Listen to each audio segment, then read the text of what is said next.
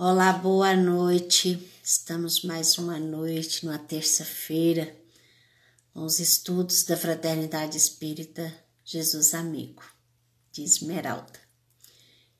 Eu sou Noêmia e falo aqui da cidade de Contagem.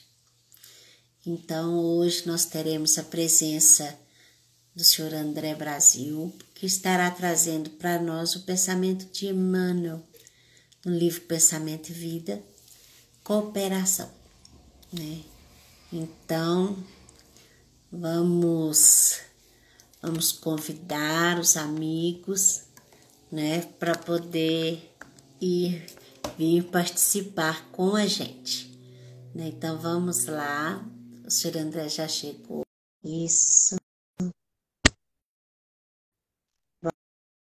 Boa noite, todos que estão chegando. Convide seus amigos. Boa noite. Boa noite. Como vai? Essa imagem maravilhosa aí.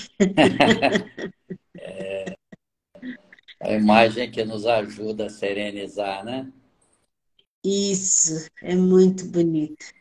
Então, nós, assim, já agradecemos, né, a sua colaboração para que a gente possa estar realizando esse trabalho, né, de divulgação do Evangelho e também trazer o pensamento de Emmanuel para a gente conhecer um pouquinho mais, nos ajudar a compreender o Evangelho.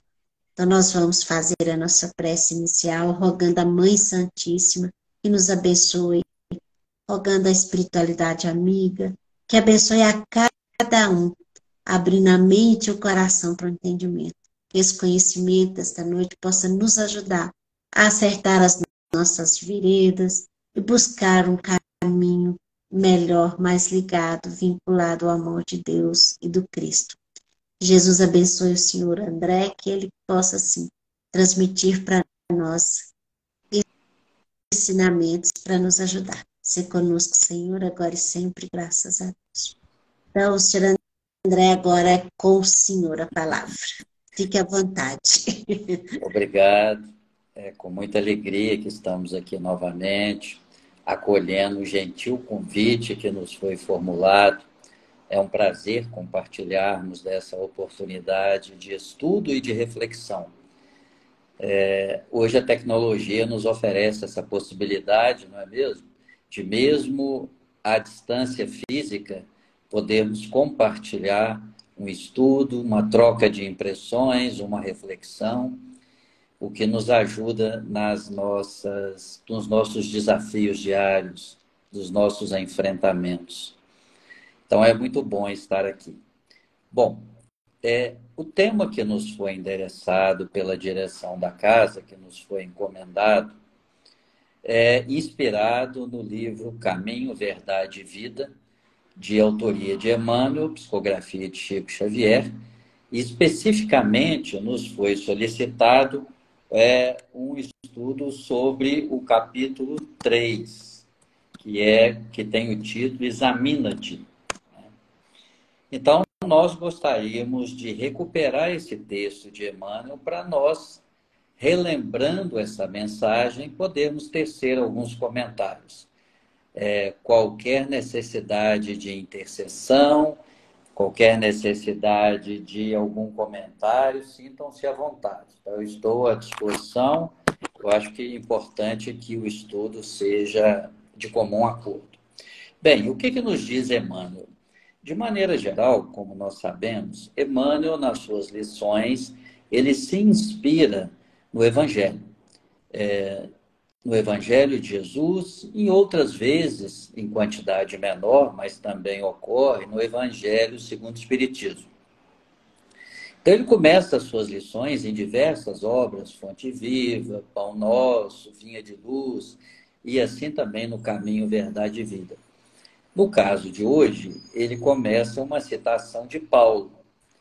Paulo, na sua carta aos Filipenses, no capítulo 2, item 3, ele diz o seguinte: nada faças por contenda ou por vanglória, mas por humildade. E o que Emmanuel traz em considerações, inspirado nessa assertiva de Paulo? O serviço de Jesus é infinito. Na sua órbita, há lugar para todas as criaturas e para todas as ideias sadias em sua expressão substancial. Se na ordem divina cada árvore produz segundo a sua espécie, no trabalho cristão, cada discípulo contribuirá conforme sua posição evolutiva. A experiência humana não é uma estação de prazer. O homem permanece em função de aprendizado e nessa tarefa é razoável que saiba valorizar a oportunidade de aprender, facilitando o mesmo ensejo aos semelhantes. O apóstolo Paulo compreendeu essa verdade, afirmando que nada deveremos fazer por espírito de contenda e vanglória, mas sim por ato de humildade. Quando praticares alguma ação que ultrapasse o quadro das obrigações diárias, examina os móveis que a determinaram. Se resultou do desejo injusto de supremacia, se obedeceu somente à disputa desnecessária, cuida do teu coração para que o caminho te seja menos ingrato. Mas se atendeste ao dever, ainda que haja sido interpretado como rigorista e exigente, incompreensível e infiel, recebe as observações indébitas e passa adiante. Continua trabalhando em teu ministério, recordando que por servir aos outros com humildade, sem contendas e vanglórias, Jesus foi tido por imprudente e rebelde, traidor da lei e inimigo do povo, recebendo com a cruz a coroa gloriosa. Muito bem, caros amigos. As lições de Emmanuel são sempre muito preciosas. Emmanuel coloca suas palavras com uma precisão incrível. Parece que foram feitas para cada um de nós em nossos desafios cotidianos, na nossa senda evolutiva aqui na superfície da Terra. Nós poderíamos trazer alguns comentários a esse respeito e, evidentemente, como a interpretação é múltipla, cada pessoa que estuda o Evangelho, ou cada pessoa que estuda os ensinamentos de Emmanuel, pode alcançar uma interpretação diferente. Então, nós não temos aqui nenhuma pretensão de esgotar o tema. Vamos compartilhar com vocês algumas reflexões. A primeira reflexão que nos parece apropriada é nós nos lembrarmos que desde que estamos em experiência sobre a superfície da Terra, nós estamos voltados à competição pela sobrevivência. Nos primados da sobrevivência do ser humano, nós começamos lá nos nossos estágios primitivos na luta pela vida. Assim nós fazíamos para a alimentação, para conseguir o abrigo, para conseguir nos mantermos vivos perante as intempéries da natureza, perante a ação predatória de outros animais, perante a concorrência pelo alimento. Naquele momento, a nossa competição era pela sobrevivência. Após alguns milhares de anos nesse estágio primário, mas importante da nossa evolução, nós começamos a desenvolver as primeiras emoções, as primeiras sensações de prazer, de sedução. E aí nós nos enveredamos pelo predomínio do prazer através da bebida, do excesso de comida, os jogos, as emoções pelo domínio em relação aos demais. Caminhando um pouco mais na nossa trajetória evolutiva, nós começamos a competir pela posse das terras, pela posse dos bens materiais, pela riqueza, pela ostentação, em busca de domínio sobre os outros da mesma espécie. A competição era movida pela ambição, pelo egoísmo. E nós, então, nos debatíamos em contendas infindáveis uns contra os outros para termos mais poder. E assim nós fizemos muitas guerras, e assim nós nos degladiamos em relação aos nossos vizinhos, aos nossos irmãos, e paulatinamente fomos aprendendo, até chegar no estágio atual. No estágio atual, ainda existem na superfície da Terra as lutas pela sobrevivência.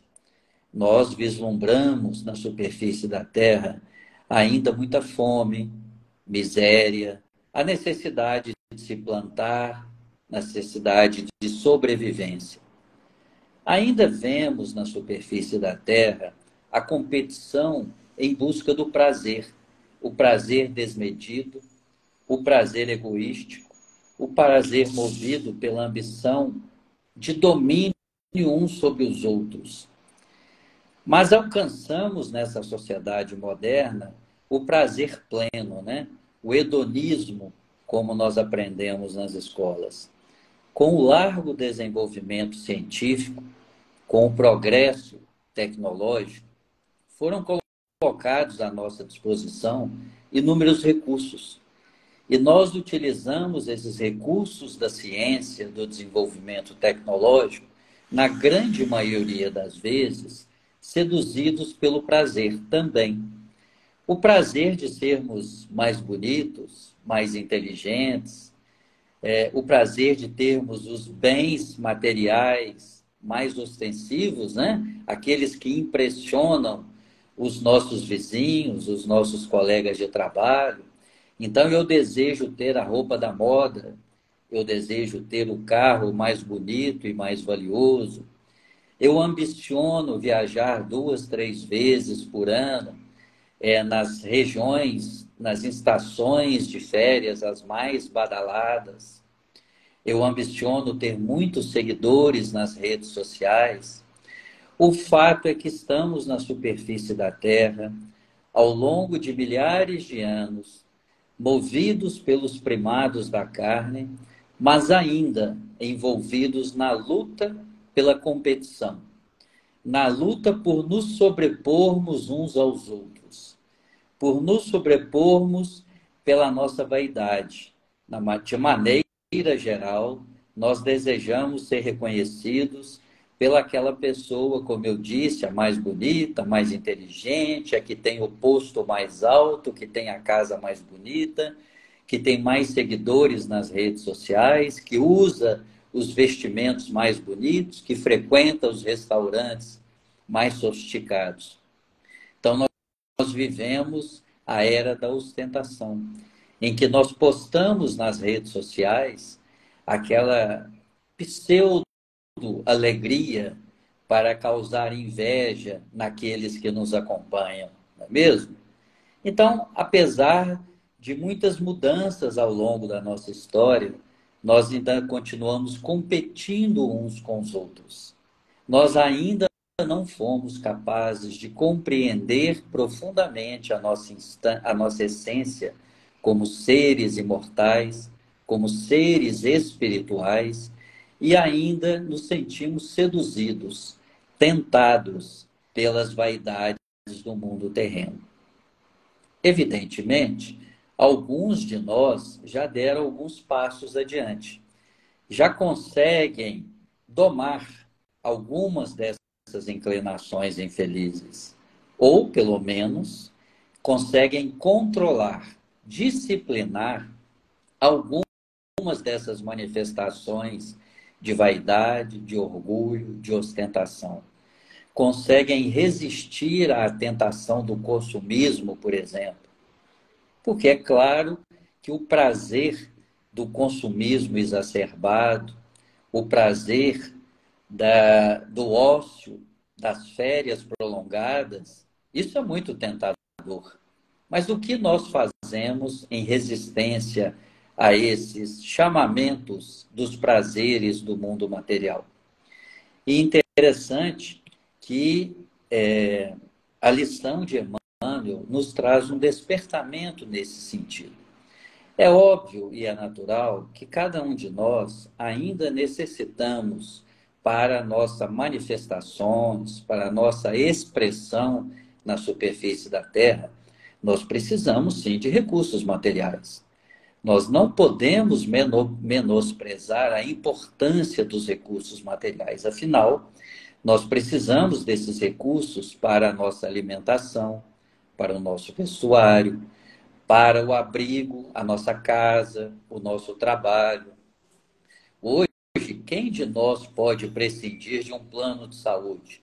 Quem de nós pode prescindir de uma boa escola para os filhos? Afinal de contas, dedicamos profundo amor à nossa família e desejamos que os nossos filhos tenham o melhor preparo educacional.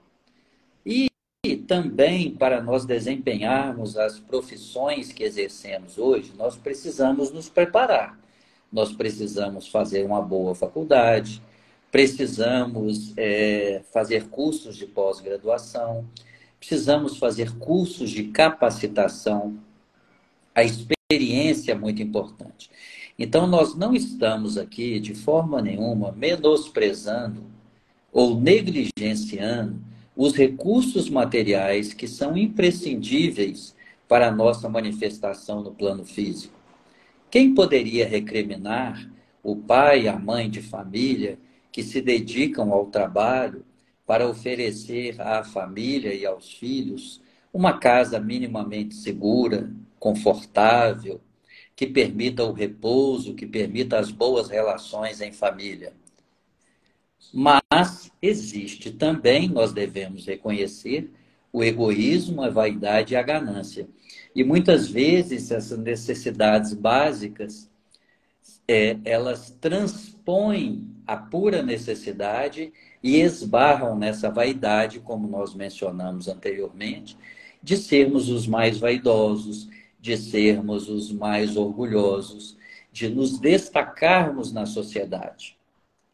E aqui, compreendida essa introdução, que nós buscamos traçar um paralelo entre aquilo que nós precisamos, de fato, com toda justiça, em relação aos bens materiais e tudo que nós precisamos fazer para alcançá-los, e o que transcende a esses bens materiais e esbarra na vaidade, no orgulho, no comodismo, no prazer desmedido. Feita essa introdução, nós podemos agora resgatar uma pequena fala de Emmanuel no texto que nós lemos, que diz o seguinte: quando praticares alguma ação que ultrapasse o quadro das obrigações diárias, examina os móveis que a determinaram. Ou seja, quando eu faço algo, o que está me movendo?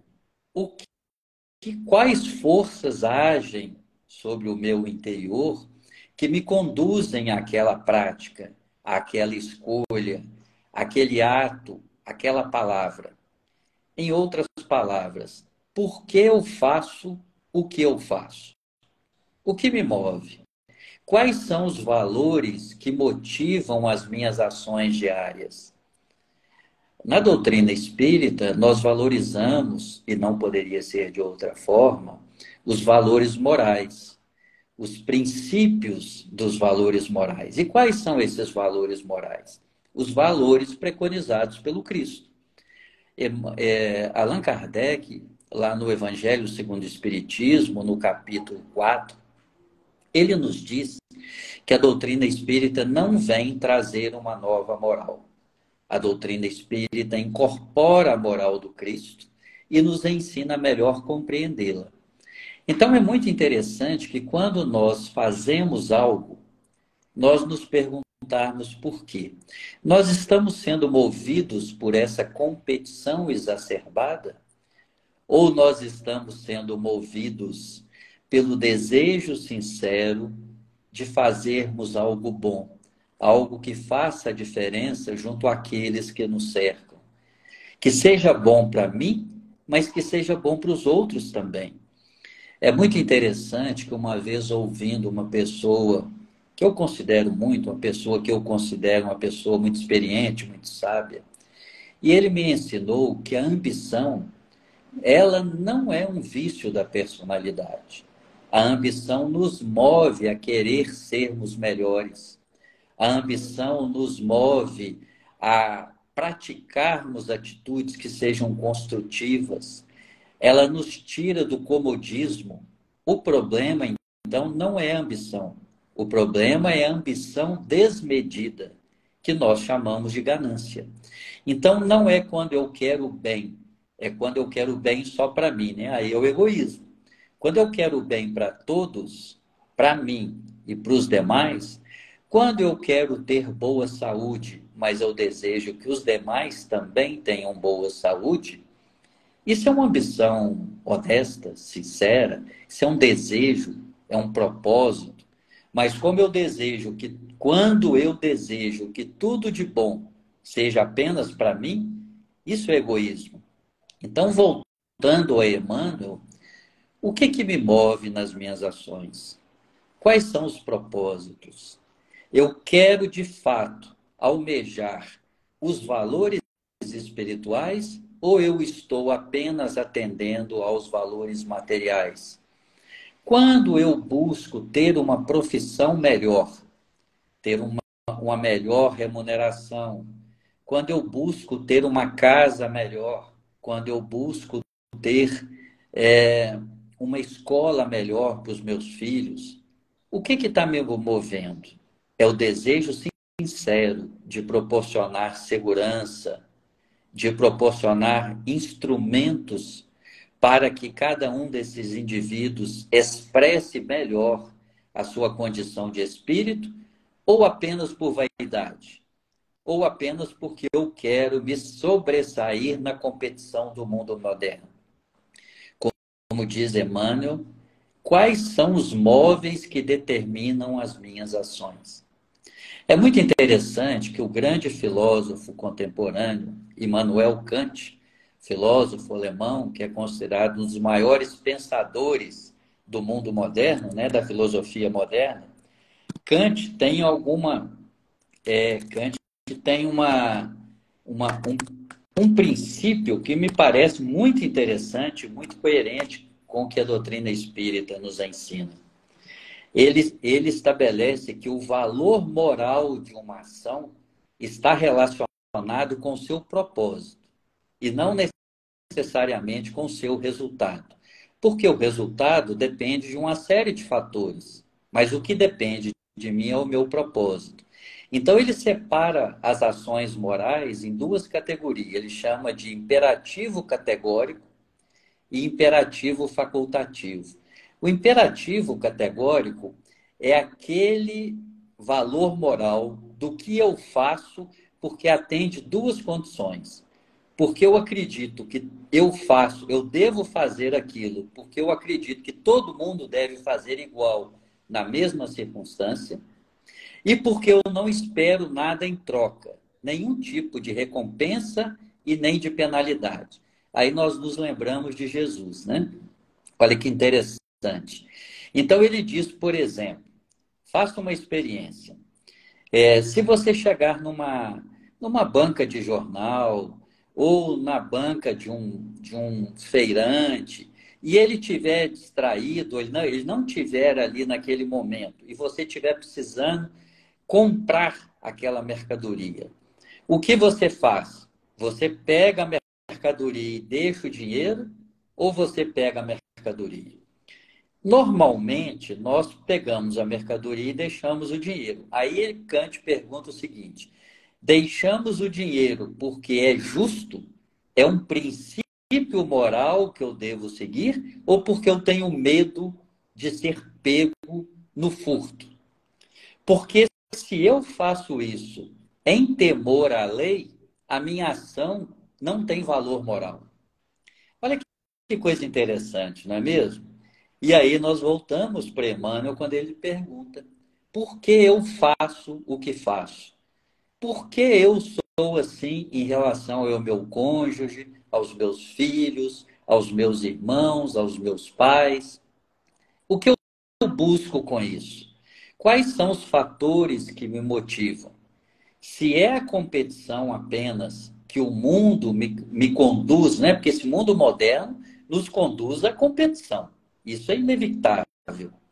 Mas nós cedemos a essa competição ou nós nos mantemos firmes aos nossos princípios de que nós devemos buscar fazer o que é certo pelo que é certo, e não pela recompensa que eu vou ter ao ser visto na sociedade como uma pessoa bondosa, por exemplo. Então, quando eu faço uma doação de algum recurso financeiro ou de algum bem material para uma obra social, o que me move quando eu estou fazendo isso? É porque eu desejo que aquele bem, aquele recurso financeiro seja útil a alguém, eu me preocupo com o bem-estar, com a segurança de outros e por isso eu faço a doação, ou porque eu quero ser visto como homem benemérito, como homem caridoso? O que me move? Quais são os objetivos que me conduzem a essa ação? E aí, nós partimos para o segundo aspecto do estudo de Emmanuel, que ele diz: se na ordem divina cada árvore produz segundo a sua espécie no trabalho cristão, cada discípulo contribuirá conforme sua posição evolutiva. Continua trabalhando em teu ministério, recordando que, para servir aos outros com humildade, sem contendas e vanglórias. Ou seja, eu devo procurar me dedicar à cooperação para com as pessoas que estão à minha volta, e essa cooperação ela pode ser financeira, pode ser material, ela pode ser moral, ela pode ser um aconselhamento, ela pode ser uma orientação, qualquer que seja esse benefício, sem que isso seja movido pelo objetivo de ser recompensado ou por medo de ser punido pela justiça divina, mas única e exclusivamente porque é o certo a se fazer, porque eu considero que eu devo cooperar com as pessoas ao invés de competir com as pessoas. Essa substituição da competição pela cooperação, ela só ocorre quando eu me conscientizo do meu papel na sociedade, do meu papel no círculo social onde eu estou inserido, e não por interesses pessoais, e não por interesses de vaidade, de ganância e de egoísmo. É muito interessante que esse conceito de cooperação, ele é considerado como uma atitude ética, de boa convivência na sociedade, independente de um conceito religioso. Filosoficamente, a cooperação é um dos atributos indispensáveis para a vida social, para a vida em comunidade, para a vida em sociedade. E quando nós nos deixamos seguir pela competição entre os indivíduos, nós estamos indo contrariamente à lei de Deus, à lei de Jesus, e contrariamente ao que a própria filosofia nos recomenda como uma atitude ética de boas relações. Tem uma máxima na filosofia que diz: a cooperação como auxiliadora da paz, ou seja, a recusa de supor que para alguém cresça, outro precisa ser prejudicado. É muito interessante que na sociedade moderna nós partimos do pressuposto, sobre a ótica materialista, que para que um se sobressaia, outros têm que ser rebaixados. Enquanto a visão da cooperação é o contrário, todos crescerem juntos, uns cooperando com os demais. E tem um textozinho, na verdade, é uma pequena parábola que eu gostaria de compartilhar com vocês, que é muito interessante, que traz uma lição a esse respeito, que chama Milho Crescido. Ele é curtinho, tá? Diz assim: todo ano, aquele senhor entrava com seu milho na feira e ganhava sempre o melhor prêmio. Uma vez, um repórter o entrevistou para saber qual o segredo de tanto sucesso. Para sua grande surpresa, o repórter descobriu que o fazendeiro compartilhava a semente do seu milho com seus vizinhos. Como pode você se dispor a compartilhar sua melhor semente de milho com seus vizinhos quando eles estão competindo com o seu em cada ano? Perguntou o repórter. Uma pergunta justa, né? Por que que você distribui a melhor semente do seu milho para os vizinhos, sendo que no ano seguinte você vai competir com esses vizinhos? E ele respondeu, é simples. Como você certamente já sabe, o vento apanha pólen do milho maduro e o leva de campo para campo. Se meus vizinhos cultivam milho inferior, a polinização degradará continuamente a qualidade do meu milho. Se eu for cultivar milho bom, eu tenho de ajudar meus vizinhos a cultivar milho bom. Ele estava atento às conectividades da vida. O milho dele não pode melhorar a menos que o milho do vizinho também melhore. Assim é também em outras dimensões.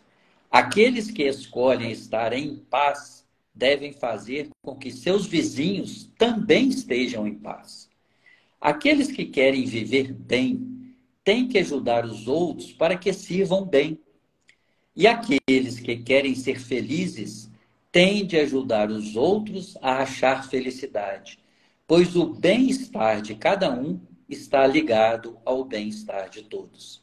Então, através de uma analogia muito simples que é relacionada a compartilhamento das sementes de milho, nós percebemos que, de fato, é impossível nós sermos felizes sem que os demais também tenham felizes. Porque a felicidade é um sentimento conjunto, é um sentimento compartilhado.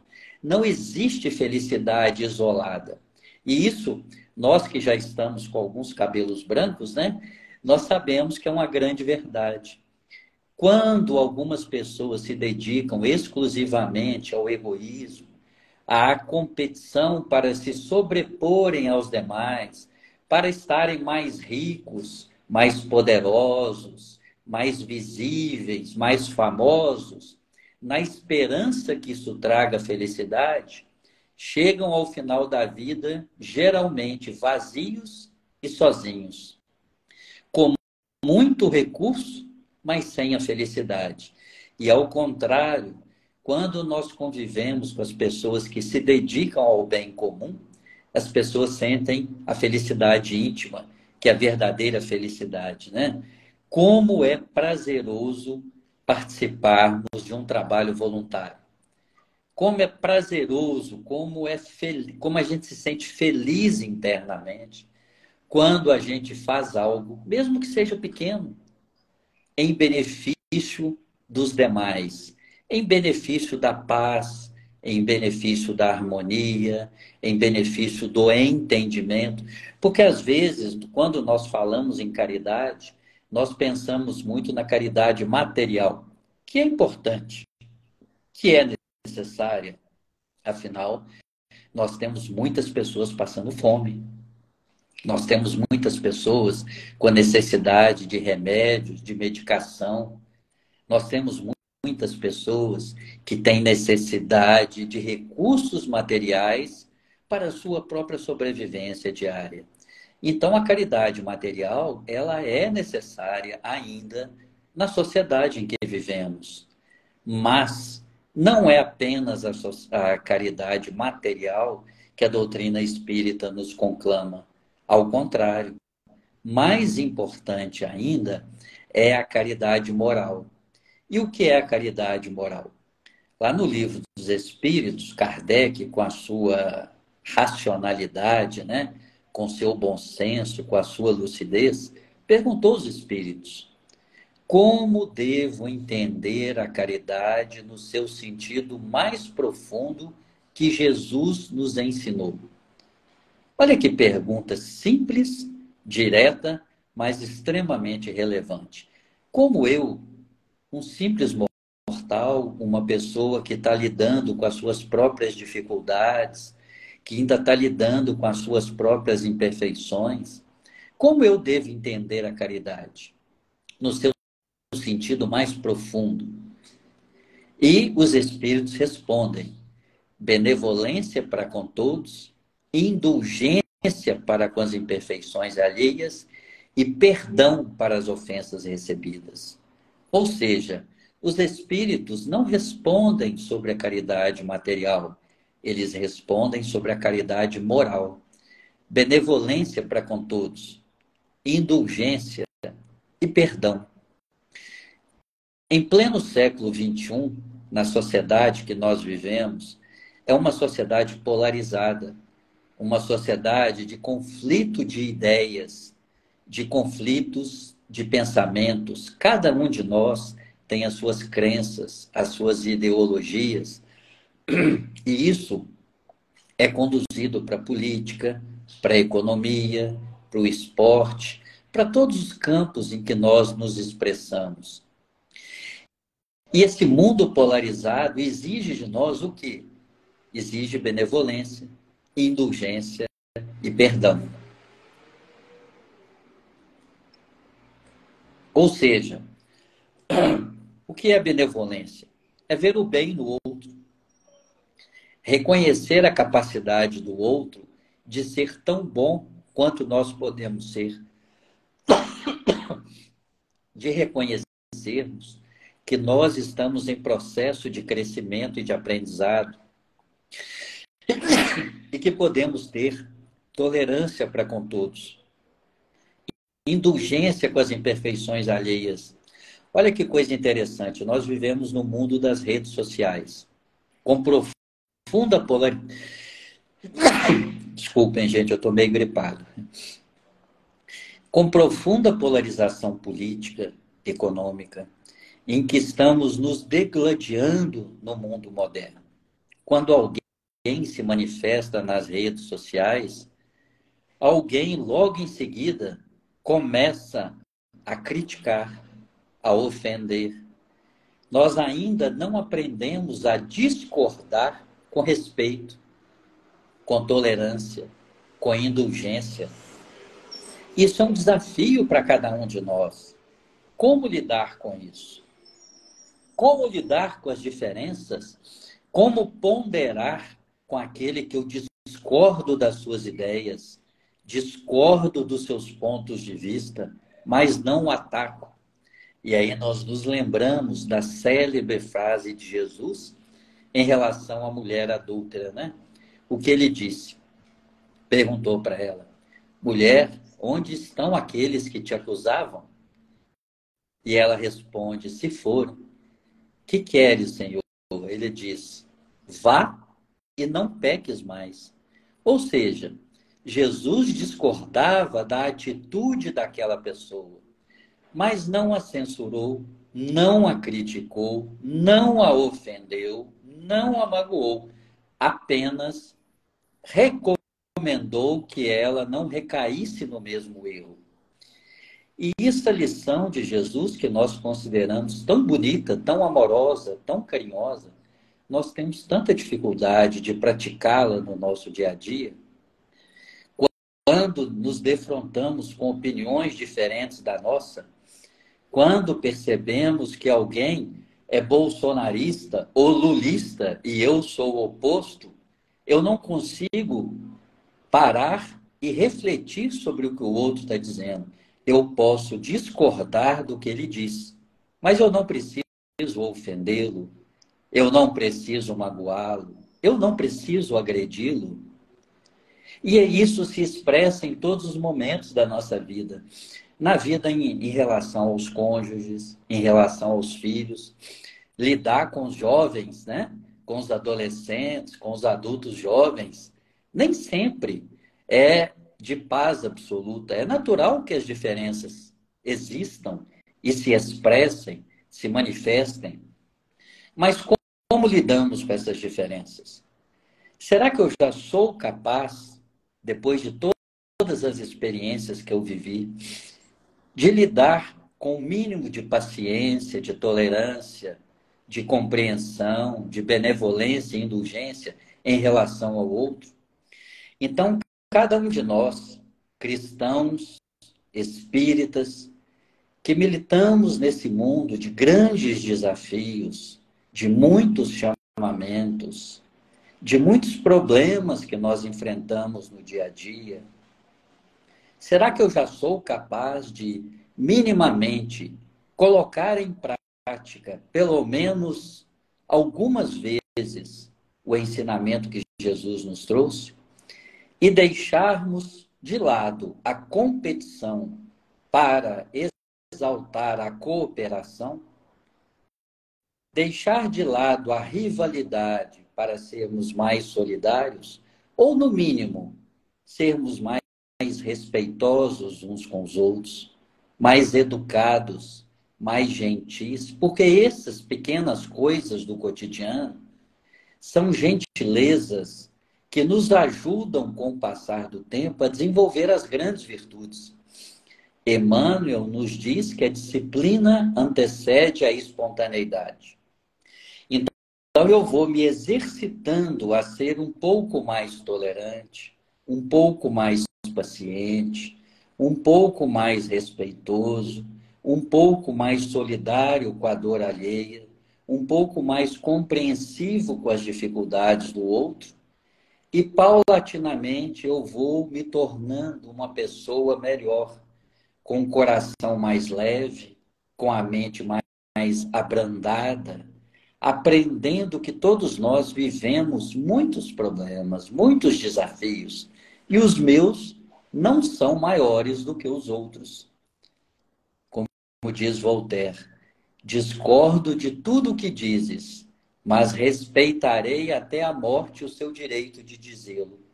Nós estamos nesse mundo, então o papel do cristão e o espírita nesse momento é espalhar a paz, é espalhar a tolerância, a compreensão, é dar o testemunho daquilo que nós já aprendemos no Evangelho de Jesus.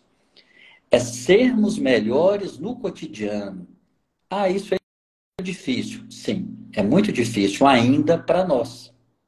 Mas exercitando, nós vamos nos tornando pessoas melhores. Hoje, com esse mundo agitado, em que a competição se faz presente, nós sempre queremos chegar primeiro, sermos mais percebidos, e isso tudo acentua a individualidade, o egoísmo.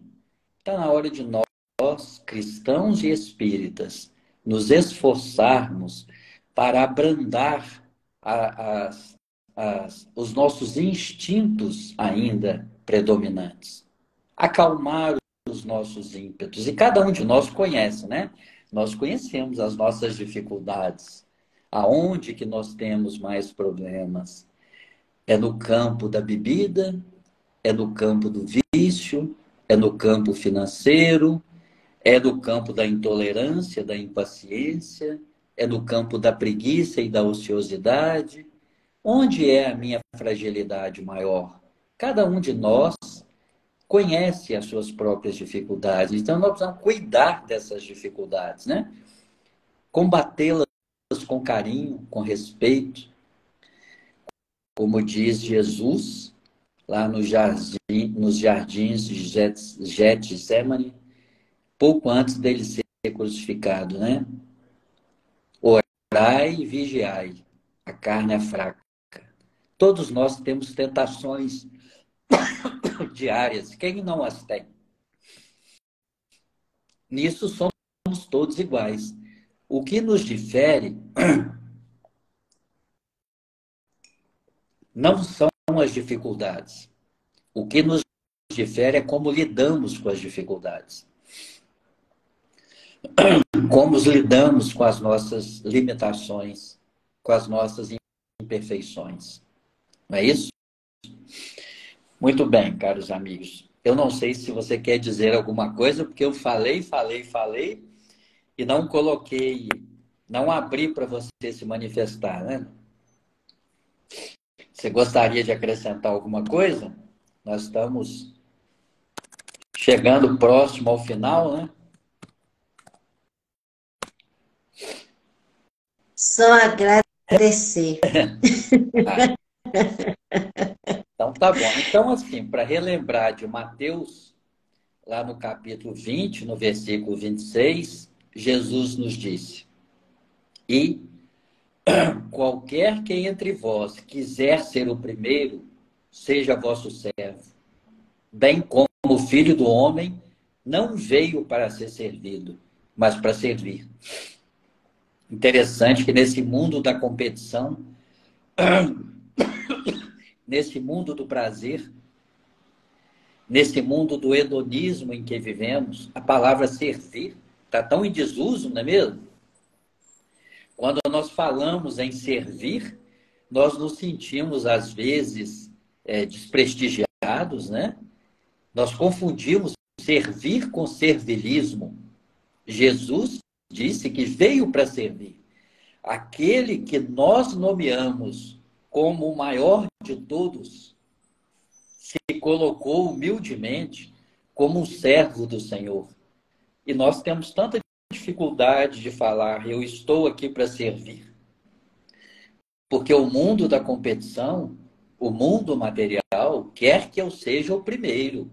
Não que eu esteja para servir, que eu esteja aqui para comandar. Só os líderes são respeitados. Mas no mundo do Cristo, no mundo de Deus, no mundo dos valores morais e espirituais, aquele que se colocar em último é que será o primeiro, porque tem a humildade, porque tem a disposição de servir. De servir a quem? A todos. Servir para um bem maior, como nós vemos nesse pequeno trecho do pequeno texto do milho crescido, né? Aquele fazendeiro que se dispõe a compartilhar a sua semente com os vizinhos é que vai ter a melhor colheita, porque a colheita ela é compartilhada entre todos. Quando nós compreendermos que não estamos aqui para competir, mas para cooperar, isso nos traz mais leveza na alma. Nós precisamos ter um pouco mais de leveza na alma nesse mundo tão competitivo. Dar o nosso testemunho de instrumentos de Deus, instrumentos da paz, da serenidade, nesse mundo de tantos conflitos e de tantos embates. Então, a competitividade do mundo moderno pode distanciar-nos do desejo de servir.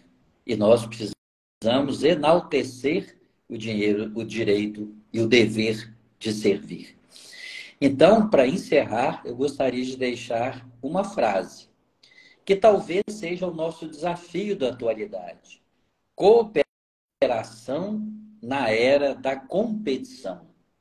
Nós vivemos na era da competição, mas nós, cristãos e espíritas, seguindo o ensinamento de Jesus, devemos aprender a cooperar nesse mundo competitivo, a sermos a voz da paz, do entendimento, da serenidade, da sabedoria, da compreensão para com as dificuldades dos outros.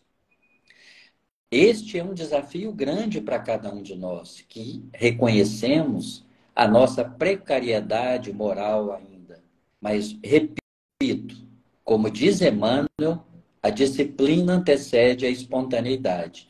Então, se eu me exercitar 1, 2, 3, 4, 10, 20 vezes por dia, nas pequenas coisas, numa palavra amigável em vez de uma palavra de conflito, numa palavra serena em vez de um tom de voz agressivo e áspero, numa palavra de entendimento ao invés de discórdia, e numa palavra de silêncio, quando a minha palavra não for suficiente para acalmar e produzir a paz. É preferível que eu fique em silêncio. Então, esse é o nosso desafio, caros companheiros. Eu agradeço muito a atenção de vocês. Espero que essas informações, essas reflexões que nós trouxemos aqui, sejam úteis para cada um de nós na sua reflexão íntima. Como posso me tornar uma pessoa melhor, sendo cooperativo na era da competição? Muita paz para todos. Muito obrigado a todos. Pois é, nós agradecemos muito ao Senhor, porque é dentro desse mundo de intolerância, né? Intolerância de vários aspectos, é, a sua participação aqui junto com a Fraternidade Espírita Jesus Amigo é de grande valor, porque, igual no caso, para quem não sabe, né, o senhor André, ele faz parte do Centro Espírita Célio Xavier, que é um centro espírita que divulga, né, ligado ao espiritismo cristão, ao Kardec, né, Sim, e ele gentilmente, ele vem colaborar, porque, igual no caso, a Fraternidade Espírita Jesus Amigo é um terreiro de sim. Umbanda, e então é muito bom a gente ver a prática, né, do amor, do auxílio. A Fraternidade Espírita Jesus Amigo fica muito feliz com a contribuição do senhor, mostrando, sim, a questão do respeito a cada crença, né? O respeito às pessoas. Nós Sem agradecemos dúvida nenhuma. muito. A É Kardec, né, a muito doutrina, bom. nos ensina que a religião é um meio, o que importa é o que cada um de nós faz e o que cada um de nós distribui, é o coração de cada um, não é mesmo? Vocês têm todo o nosso respeito e admiração pelo belíssimo trabalho que realizam também. Pois é. Isso é muito importante. Por isso que eu estou falando, para as pessoas verem que existe pessoas, sim, que desejam, que respeitam, e a gente tem que estar cultivando esse respeito, É né? verdade, isso mesmo. Muito obrigada Eu mesmo. que Para que agradeço. todos saibam também, eu não sou um bandista, mas estou aqui junto também, Que ótimo, colaborando com a né? Fraternidade Espírita Jesus Amigo. Sim, Né? fiquei muito orgulhoso com o convite e sempre estarei à disposição. Um grande abraço, muita paz para todos.